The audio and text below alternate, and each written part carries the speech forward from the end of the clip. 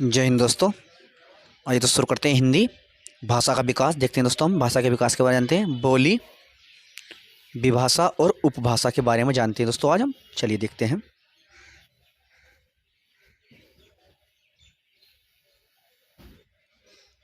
दोस्तों ये हमारी दूसरी क्लास है हिंदी की। इससे पहले भी हमने आपके भाषा के बारे में बताया दोस्तों। चलिए देखते हैं। भाषा वह साधन है जिसके द्वारा हम अपने विचारों को व्यक्त कर सकते हैं, अपने मन की बात दूसरों तक पहुंचा सकते हैं और उनकी बात समझ सकते हैं। उसे हम भाषा कहते हैं।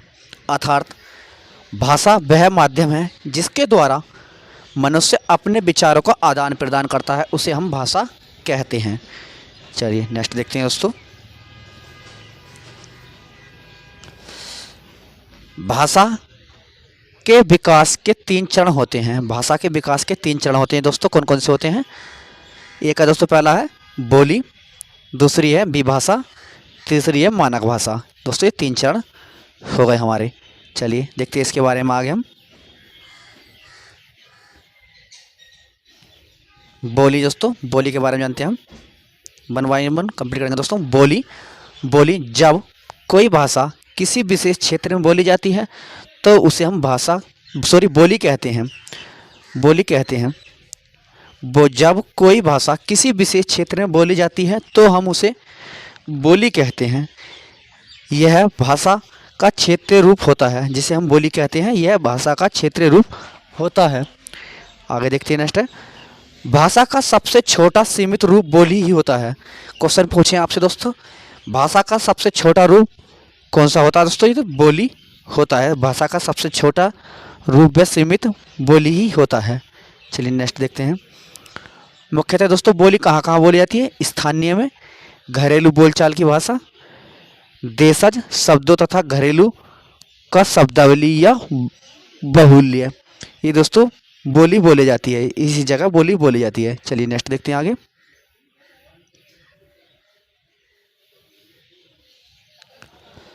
बोली कोई निश्चित लिपि नहीं है। बोली की कोई निश्चित लिपि नहीं है। बोली की कोई निश्चित लिपि नहीं है दोस्तों। साहित्य रचनाओं का अभाव है। बोली में साहित्य रचनाओं का अभाव है दोस्तों। बोली में व्याकरण की दृष्टि से 20 गतियाँ पाई जाती हैं। इसमें बोली में व्याकरण की दृष्टि से 20 गतियाँ पाई जाती हैं। नेक्स्ट देखते हैं। मुख्य रूप से भाषा का मौखिक रूप बोली ही है।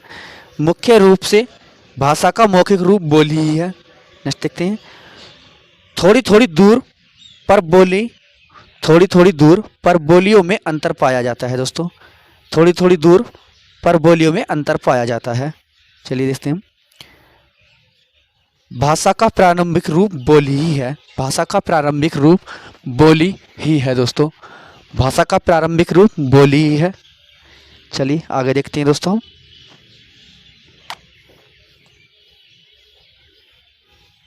चलिए अपने बोली देख ली दोस्तों। अब हम विभाषा के बारे में जानते हैं। विभाषा, विभाषा बोली का अपेक्षित विस्तृत रूप विभाषा है। बोली का अपेक्षाकृत रूप विस्तृत रूप बोली विभाषा है। कई जिलों अथवा राज्यों तक फैलाव को हम विभाषा कहते हैं। साहित्य रचनाएं प्राप्त होती हैं दोस्तों विभाषा में। साहित्य रचनाएं प्राप्त भी होती हैं विभाषा में। नेक्स्ट क्वेश्चन देखते हैं। चलिए पॉइंट है, विभाषा लिपिबद्ध होती हैं। विभाषा लिपिबद्ध होती हैं। उदाहरण जैसे ब्रजभाषा, अवधी, मैथिली आदि, ये विभाषा दोस्तों। विभाषा में कौन कौन सी बोली थी? ब्रजभाषा, अवधी, मैथिली आदि। चलिए आगे देखते हैं दोस्तों। 3 भाषा बताई थी हमने। अभी आ गई उपभाषा। उपभाषा, उपभाषा का क्षेत्र विस्तृत होता है। उपभाषा का क्षेत्र विस्तृत होता है। जैसे कि समान प्रवृत्ति की बोलियों को एक उपभाषा वर्ग में संगठित किया जाता है, यह रखा जाता है। चलिए आगे देखते हैं।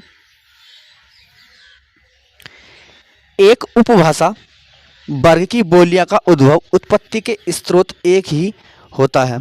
एक उपभाषा वर्ग की बोलियां का उद्भव, उत्पत्ति का स्रोत एक ही होता है। चलिए नेक्स्ट देखते हैं आगे।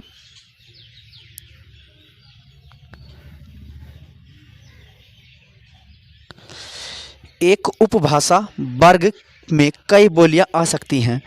एक उपभाषा वर्ग में कई बोलियां आ सकती हैं। कौन कौन सी दोस्तों? जैसे हिंदी के 5 उपभाषा वर्ग हैं, हिंदी के 5 उपभाषा वर्ग हैं तथा 17 बोलियां हैं, 17 बोलियां हैं। जैसे कि दोस्तों पश्चिमी हिंदी में 5 बोलियां आती हैं, पश्चिमी हिंदी में 5 बोलियां आती हैं। राजस्थानी हिंदी में 4 बोलियां आती हैं दोस्तों, राजस्थानी हिंदी में 4 बोलियां आती हैं। पूर्वी हिंदी में 3 बोलियां आती हैं दोस्तों, 3 बोलियां पूर्वी हिंदी में 3 बोलियां आती हैं।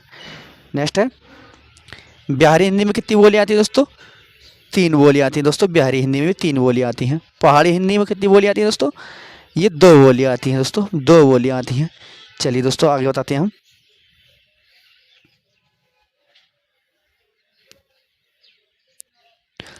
मानक भाषा को हम परिनिष्ठ भाषा भी कहते हैं, मानक भाषा को हम परिनिष्ठ भाषा भी कहते हैं।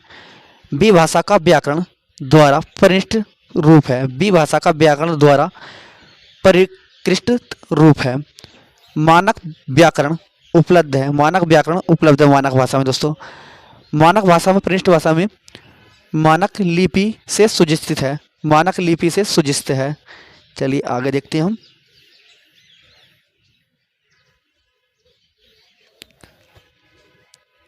राष्ट्रभाषा के बारे में जानते हैं दोस्तों। राष्ट्रभाषा, राष्ट्रभाषा के बारे में जानते हैं दोस्तों। राष्ट्रभाषा परिनिष्ठ भाषा जब एक देश से के अधिकतर निवासियों द्वारा बोली, समझी व लिखी जाती है तो वह अपने राजनीतिक, सामाजिक, साहित्यिक या सांस्कृतिक गौरव के कारण राष्ट्रभाषा का स्थान प्राप्त कर लेती है, उसे हम राष्ट्रभाषा कहते हैं। आगे देखते हैं। पूरे देश को भावात्मक राष्ट्रीय एकता के सूत्र में पिराने का काम करती है दोस्तों राष्ट्रभाषा। नेक्स्ट देखते हैं, नेक्स्ट पॉइंट है अधिकतर देशों में संविधान द्वारा एक या एक से अधिक भाषा को राष्ट्रभाषा के रूप में मान्यता दी जाती है। आई रिपीट, अधिकतर देशों में संविधान द्वारा एक या एक से अधिक भाषा को राष्ट्रभाषा के रूप में मान्यता दी जाती है। आगे देखते हैं दोस्तों। जैसे उदाहरण है फ्रांस की फ्रांसीसी, रूस की रूसी, जापान की जापानी, श्रीलंका की सिहिली व तमिल आदि, श्रीलंका की सिहिली व तमिल आदि। नेक्स्ट क्वेश्चन आगे देखते हैं दोस्तों। चलिए नेक्स्ट पॉइंट है चलिए भारत की कोई राष्ट्रभाषा नहीं है, भारत की अभी तक कोई राष्ट्रभाषा नहीं है। आपसे क्वेश्चन पूछे दोस्तों भारत की राष्ट्रभाषा कौन सी है? अभी तक नहीं बनी है भारत की राष्ट्रभाषा। चलिए भारत की राजभाषा है, कौन सी है दोस्तों? देखते हैं राजभाषा के बारे में। राजभाषा, राजभाषा के बारे में देखते हैं दोस्तों। किसी राज्य अथवा देश के सरकारी कामकाज शासन में प्रयुक्त की जाने वाली भाषा राजभाषा कहलाती है। इसके माध्यम से सभी प्रशासनिक कार्य संपन्न किए जाते हैं। राजभाषा, इसके माध्यम से सभी प्रशासनिक कार्य संपन्न किए जाते हैं। चलिए नेक्स्ट पॉइंट देखते हैं दोस्तों। आपको हमारी हिंदी क्लास पसंद आ रही हो तो सेशन को लाइक करें, शेयर करें, कमेंट करें और हमारे यूट्यूब चैनल को अभी सब्सक्राइब करें। चलिए उदाहरण से ही समझाते हैं दोस्तों। राष्ट्रभाषा मध्यकाल में भारत में प्रशासन की भाषा फारसी थी। मध्यकाल में भारत में प्रशासन की भाषा कौन सी थी दोस्तों? फारसी थी। अंग्रेजों के समय प्रशासन की भाषा कौन सी थी दोस्तों? अंग्रेजी थी। आज़ादी के बाद हमारे संविधान सभा ने भारत के आज़ादी के बाद हमारे संविधान सभा ने 14 सितंबर 1949 को हिंदी को भारत संघ की राजभाषा घोषित किया है।